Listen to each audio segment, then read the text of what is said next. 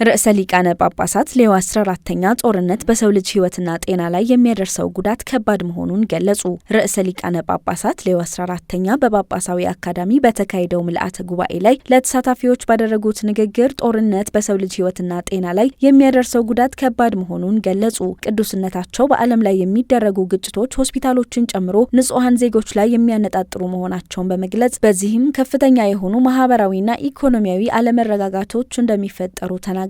የጳጳሳዊ አካዳሚ ዓመታዊ ምልአተ ጉባኤ የጤና እንክብካቤ ለሁሉም ዘላቂነትና ፍትሐዊነት በሚል መሪ ቃል እየተካሄደ ሲሆን ርዕሰ ሊቃነ ጳጳሳቱ ጤነኛ ሕይወት መምራት ለሁሉም ሰው እኩል መሰረታዊ እሴት ነው ብለዋል። በጤና አጠባበቅ ዙሪያ ዓለም ላይ በሚፈጠረው ጦርነት ከሚደርሰው አሉታዊ ጫና ባሻገር በኑሮ ሁኔታ ማለትም በኢኮኖሚ ችግር ምክንያት የሚፈጠሩ ጫናዎች እንዳሉ አንስተዋል። በተለያዩ ሀገራት መካከል ያለው የጤና አጠባበቅ ልምድ ትልቅ ልዩነት እንዳለው ያነሱት ቅዱስነታቸው የሀገራቱ ኃላፊነት በዋናነት በሽታዎችን ማከምና ፍትሐዊ የጤና አጠባበቅ ተደራሽነት እርምጃዎችን መውሰድ ሊሆን እንደሚገባ አሳስበዋል። ዘርፉን ለማዘመን እንደ ሕክምና ተቋማት፣ የፖለቲካ ሁኔታ፣ የአስተዳደርና ሌሎች ጉዳዮች ላይ ያሉ ተግዳሮቶችን በመቅረፍ የመፍትሄ ሀሳቦችን መፍጠር እንደሚያስፈልግ ተናግረዋል። ቅዱስነታቸው በመጨረሻም ባስተላለፉት መልእክት ሀገራት የጤና ጉዳዮችን በሁሉም ፖሊሲዎቻቸው ውስጥ ማካተት እንዳለባቸው ተናግረዋል። መረጃው የቫቲካን ዜና አገልግሎት ነው።